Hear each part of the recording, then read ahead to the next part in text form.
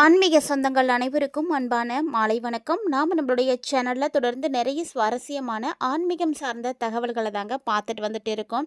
அந்த வரிசையில் இன்றைக்கி என்ன பார்க்க போகிறீங்க அப்படின்னா, கன்னிராசி நேயர்களுக்கு புதிதாக பிறந்திருக்கக்கூடிய இந்த டிசம்பர் மாதம் எப்படி இருக்குது, என்னென்ன விஷயங்கள் உங்களுக்கு சாதகமாக இருக்குது, இந்த மாதம் உங்களுடைய முன்னேற்றத்திற்கான மாதமாக இருக்குமா இல்லையா அப்படின்றத பற்றியெல்லாம் தெளிவாக இந்த பதிவில் நம்ம பார்க்கலாம். இந்த மாதங்களில் ஏற்படக்கூடிய ஒவ்வொரு வகையான மாற்றங்களுக்குமே காரணம் என்ன அப்படின்னா, அந்த மாதத்தில் இருக்கக்கூடிய கிரக நிலைகள் தான். ஸோ நவ கிரகங்களுடைய செயல்பாடுகளை பொறுத்து தான் ஜோதிடமே இயங்கிட்டு இருக்கு அப்படின்னு சொல்லணும். ஜோதிடம் அப்படின்ற ஒன்று இல்லை அப்படின்னா யாராலையும் அடுத்து என்ன நடக்கும் அப்படின்றத தெரிஞ்சிக்கவே முடியாது. இந்த ஜோதிடம் அப்படின்றது இருக்கிறதுனால தான் ஒரு மனிதனுடைய முக்காலத்தையுமே நம்மளால் தெரிஞ்சிக்க முடியுதுங்க. குறிப்பாக எதிர்காலத்தை பற்றி தெரிஞ்சுக்கிறதுக்கு உதவியாக இருக்குது. ஸோ அந்த வரிசையில் உங்களுக்கு எதிர்காலத்தை பற்றி பார்த்து தெரிஞ்சுக்கிறதுல ஆர்வம் இருக்கா இல்லையா அப்படின்றதெல்லாம் மறக்காமல் கமெண்ட் பண்ணுங்கள். ஸோ இப்போ வாங்க என்ன மாதிரியான மாற்றங்கள் எல்லாம் கன்னிராசி நேயர்களுக்கு ஏற்பட இருக்குது அப்படின்றத நம்ம பார்க்கலாம். பொதுவாக இந்த மாதத்தில் ஏற்படக்கூடிய கிரக மாற்றங்களால் தொழில், வேலை, நிதி நிலைமை, ஆரோக்கியம் இதெல்லாம் எப்படி இருக்குது அப்படின்றத நம்ம தெரிஞ்சுக்கலாம். ஏன்னா இது எல்லாமே ஒரு மாதத்துக்கு முக்கியமானது தான்.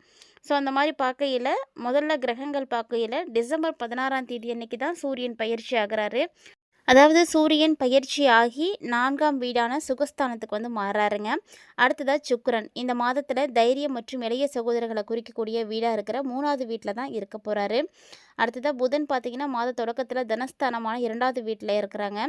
குரு மாதத்தினுடைய தொடக்கத்தில் 11வது வீட்லேயும் டிசம்பர் 4ஆம் தேதிக்கு அப்புறமா தொழிற்ஸ்தானம்னு சொல்லக்கூடிய 10வது வீட்டுக்குள்ளேயும் நுழையிறாரு.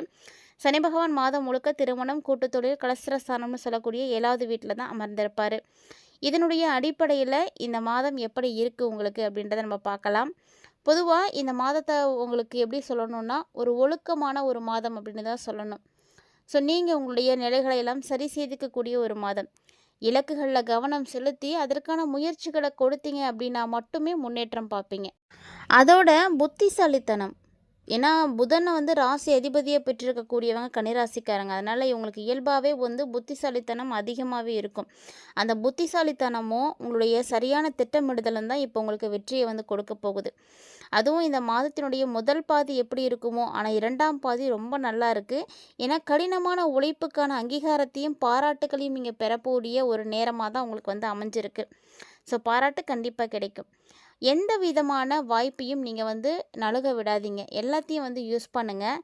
அப்போ தான் உங்களுடைய திறமைகளை நீங்கள் வெளிப்படுத்த முடியும். அதற்கான ஒரு வாய்ப்பு கிடைக்கிது அப்படின்ற பட்சத்தில் உங்களுடைய வாழ்க்கையை நோக்கி நீங்கள் நகர ஆரம்பிக்க முடியும். ஸோ இதுக்கெல்லாம் முக்கிய காரணமாக இருக்கக்கூடியதுன்னா முன்னாடி நம்ம பார்த்துட்டோம் என்னென்ன கிரகநிலைகள் எப்போ மாறுறாங்க அப்படின்றது. ஸோ இந்த மாதம் நிகழ்ந்திருக்கக்கூடிய கிரக மாற்றங்களுடைய அடிப்படையில் கன்னிராசினியர்களுடைய நிதி நிலைமை எப்படி இருக்கும் அப்படின்றத நம்ம பார்க்கலாம். நிதி நிலைமை அப்படின்னு எடுத்துக்கிட்டிங்கன்னா பணம் சம்மந்தப்பட்ட விஷயங்கள் எல்லாமே குறிக்கக்கூடியது. அதனால் வருமானம் உங்களுக்கு எப்படி இருக்குன்னா சீராக இருக்கும். ரொம்பவும் கிடைக்காது, ரொம்பவும் இல்லாமலும் போகாது, சீராக இருக்கும். குருவினுடைய பார்வை உங்களுக்கு கிடைக்குது. குரு பார்வை காரணமாக வருமானம் உங்களுக்கு அதிகரிக்க ஆரம்பிக்கும். குருவுடைய அருள் இருக்கிறதுனால நீங்கள் பயப்பட தேவையில்ல. அதே போல் பழைய முதலீடுகள் எப்பயாவது நீங்கள் எதுலையாவது இன்வெஸ்ட் பண்ணி வச்சுருந்துருப்பீங்க, அது இப்போ உங்களுக்கு கை கொடுக்கும். எங்கேயாவது நீங்கள் பெண்டிங் வச்சுட்டு வந்திருப்பீங்க, அது இப்போ உங்களுக்கு வரும். ஸோ அந்த மாதிரி எப்பயோ செஞ்ச ஒரு விஷயம் இப்போ உங்களுக்கு நல்ல ஒரு பலன்களை கொடுக்கும் அப்படின்னு சொல்லலாம். ஏன்னா பணவரவு அப்படிங்கிறது உங்களுக்கு கிடைக்கிறதுக்கான வாய்ப்புகள் நிறைய இருக்குது. ஆனால் அந்த பணவரவு வரத்துக்கு முன்னாடியே உங்களுக்கு செலவுகளும் பார்த்திங்கன்னா இருக்கும், வருஷக்கட்டி இருக்கும். இந்த செலவுகளை சமாளிக்கணும் அப்படின்ற மாதிரியான ஒரு நெருக்கடிக்கு நீங்கள் தள்ளப்படுவீங்க. ஸோ நிதி விஷயங்கள் அப்படிங்கும் பொழுது கவனமாக இருக்கிறது தான் முக்கியமான விஷயம். இந்த காலகட்டங்களில் கவனத்தை விட எச்சரிக்கையாக இருங்க. பணம் சம்பாதிக்கிறது எப்படி ரொம்ப கஷ்டமோ அதே மாதிரி தான் அதை சேகரிக்கிறதும். ஏன்னா சேமிப்பு அப்படின்றது இந்த காலகட்டங்களில் செய்கிறது ரொம்ப கஷ்டமாக தான் இருக்குது. ஸோ நீங்கள் அப்படி தான் இந்த காலகட்ட வரிசையாக உங்களுக்கு செலவுகள் இருக்கிறதுனால சேமிப்பு அப்படின்றது இல்லாமலே போயிடும். அதனால் எச்சரிக்கையாகவும் இருந்துக்கோங்க, சரியாக திட்டமிட்டு செய்யுங்க. செலவு பண்ணுறதுக்கு முன்னாடி யோசிங்க, 4 தடவைக்கு யோசித்து அதுக்கப்புறமா செலவு பண்ணுங்கள். காசு இருக்குது கையில் அப்படின்றதுக்காக அனாவசியமாக செலவெல்லாம் பண்ணிடாதீங்க. ஏன்னா பணம் அப்படின்றது உங்களுக்கு எப்போ இல்லாமல் போகும், எப்போ உங்களுக்கு சேரும் அப்படின்றதே தெரியாது. அந்த மாதிரியான ஒரு சூழ்நிலை தான் இருக்குது. அது மட்டும் இல்லாமல் இந்த காலகட்டங்களில் நீங்கள் பணம் வந்து கிடைக்கிறதுக்கு கஷ்டமாக இருக்குன்றதுக்காக எப்போதுமே வந்து அந்த பணத்தை சம்பாதிக்கிறதுக்கு குறுக்கு வழியை மட்டும் தேடாதீங்க. அப்படி ஒரு வேளை நீங்கள் குறுக்கு வழியை தேடினீங்க அப்படின்னா அது இருக்க உங்களுக்கு பிரச்சனையை தான் ஏற்படுத்தி கொடுக்கும். அதனால் அந்த விஷயத்தை உங்களுடைய எண்ணத்தால் கூட நீங்கள் நினைக்காதீங்க, தப்பாக போய் முடிஞ்சிடும். அதே போல் தொழிலாக இருக்கட்டும், வேலையாக இருக்கட்டும், இந்த காலகட்டங்கள் எப்படி இருக்குன்னா உங்களுடைய திறமைகளை வெளிப்படுத்துறதுக்கான ஒரு சரியான நேரமாக தான் இது இருக்குது. ஸோ இந்த டிசம்பரை நீங்கள் நல்லா பயன்படுத்திக்கோங்க. உங்களுடைய திறமையை நீங்கள் வெளிப்படுத்துறதுக்கான ஒரு அடித்தளமாக இந்த மாதத்தை வந்து பாருங்கள். அப்போ தான் உங்களுக்கு நல்லா இருக்கும். பணியிடத்தில் கூட வேலை செய்யக்கூடியவங்களுடைய முழுமையான ஆதரவு வந்து கிடைக்கும். ஸோ அவங்களுடைய உதவி, ஒத்துழைப்பு அதன் மூலமாக உங்களுக்கு நிறைய பொறுப்புகள் கிடைக்கும். அதுக்கும் வாய்ப்பு இருக்குது. வியாபாரத்துலேயும் நீண்ட கால உறவுகள் அப்படின்றது உங்களுக்கு எப்படி இருக்குன்னா ஒரு வணிக ரீதியாக ஒரு முன்னேற்றத்துக்கு உதவியாக இருக்கும். ஸோ ரொம்ப நாளாக அந்த நட்பு இருக்குது அப்படின்னா அது உங்களுக்கு இப்போ வந்து முன்னேற்றத்துக்கு வந்து வழி கொடுக்கும். வெளிநாடு தொடர்பான வணிகம் செய்யணும் அப்படின்னு நினைக்கக்கூடியவங்களுக்கும் இது வந்து சரியான நேரம்தான். ஏன்னா அதுக்கும் வாய்ப்புகள்லாம் கிடைக்கும். வெளிநாட்டோடு நீங்கள் வந்து பிஸ்னஸ் பண்ணணும் அப்படின்ற மாதிரி டீலிங்கில் இருக்கிறீங்க அப்படின்னா அந்த டைமில் நிறைய விஷயங்கள் நடக்கும். கல்வி, ஆரோக்கியம் அடுத்ததாக எப்படி இருக்கும் அப்படின்றத நம்ம பார்க்கலாம். ஏன்னா கல்வி வந்து எந்த அளவுக்கு முக்கியம், அதே அளவுக்கு ஆரோக்கியம் முக்கியம். ஆரோக்கியத்தை பொறுத்த வரைக்கும் கேதுவினுடைய சஞ்சாரம் உங்களுக்கு இருக்குது அப்படின்றதுனால தொற்று நோய்கள் வந்து ஏற்படலாம்.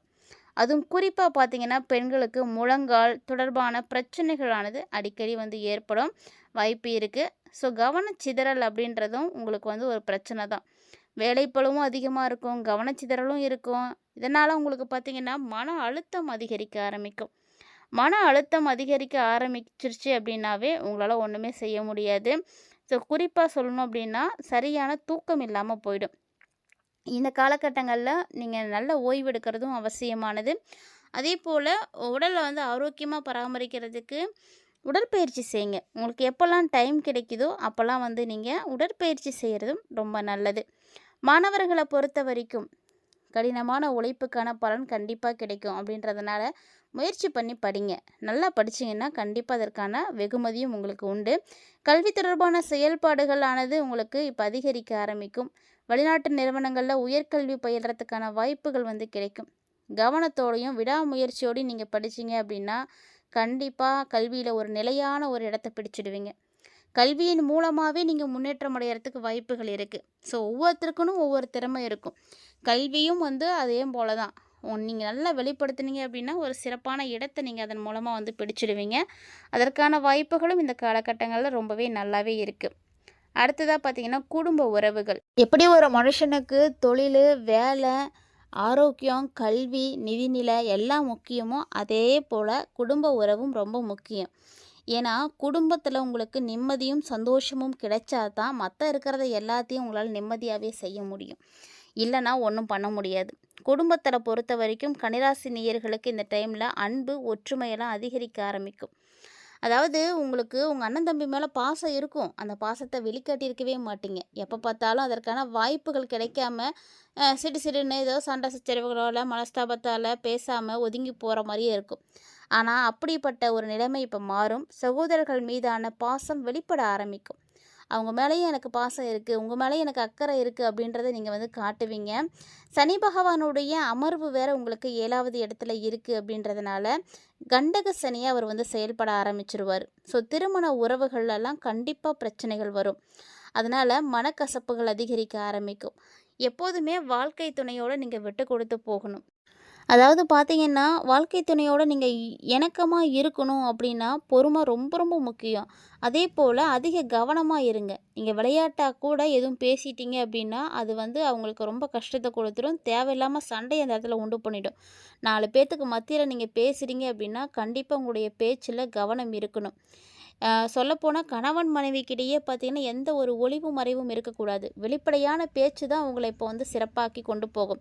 உங்களுடைய இல்லறம் சிறப்பாக இருக்கணும். இல்லறத்தில் மகிழ்ச்சி இருக்கணும். அப்போ தான் வேலை செஞ்சுட்டு ரொம்ப களைச்சி போய் வந்தாலும் வீட்டில் இருக்கக்கூடிய சந்தோஷம் அந்த மனநிலையை வந்து மாற்றுற மாதிரி இருக்கணும். வீட்டில் வந்தால் இங்கே ஒரு பிரச்சனை இருந்துச்சு அப்படின்னா வீட்டுக்கே வரணுன்னே தோணாது. ஸோ பிரச்சனைகளுக்கு மேலே பிரச்சனைகள் இருக்கிறதுனால ரொம்ப ரொம்ப நீங்கள் கவனமாக இருக்கணும். குழந்தைகளால் நன்மைகள் உங்களுக்கு ஏற்படும். ஸோ அவங்க மூலியமாக உங்களுக்கு ஒரு ஆறுதல் கிடைக்கும். வீடு, குடும்பம் இது தொடர்பான விஷயங்களில் கன்னிராசி அன்பர்களுக்கு இந்த டிசம்பரில் அதிகப்படியான கவனம் வந்து தேவைப்படுது. ஸோ கவனம் எடுத்துக்கோங்க.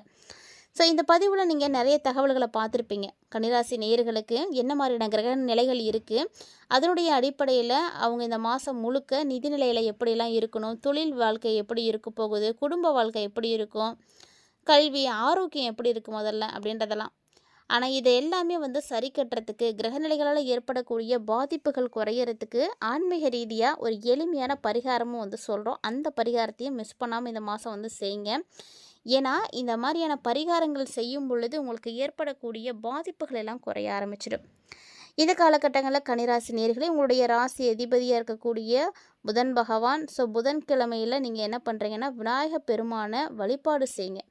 தொடர்ந்து விநாயகரை நீங்கள் வழிபாடு செய்யுங்க. தடைகள் எல்லாமே போயிடும். குறிப்பாக விநாயகருக்கு தேங்காயில் தீபம் ஏற்றி வழிபாடு செய்வது இன்னும் உங்களுக்கு நன்மைகளை கொடுக்கும். பசுமாட்டுக்கு தானம் பண்ணுங்கள். உங்களால் முடிந்த ஏழை குழந்தைகளுக்கு கல்விக்காக உதவி செய்யுங்க. ஸோ இந்த மாதிரி சின்ன சின்ன விஷயங்களெல்லாம் நீங்கள் செஞ்சீங்க அப்படின்னாலே போதுங்க. கண்டிப்பாக உங்களுக்கு நல்ல மாற்றங்கள் கிடைக்கும்.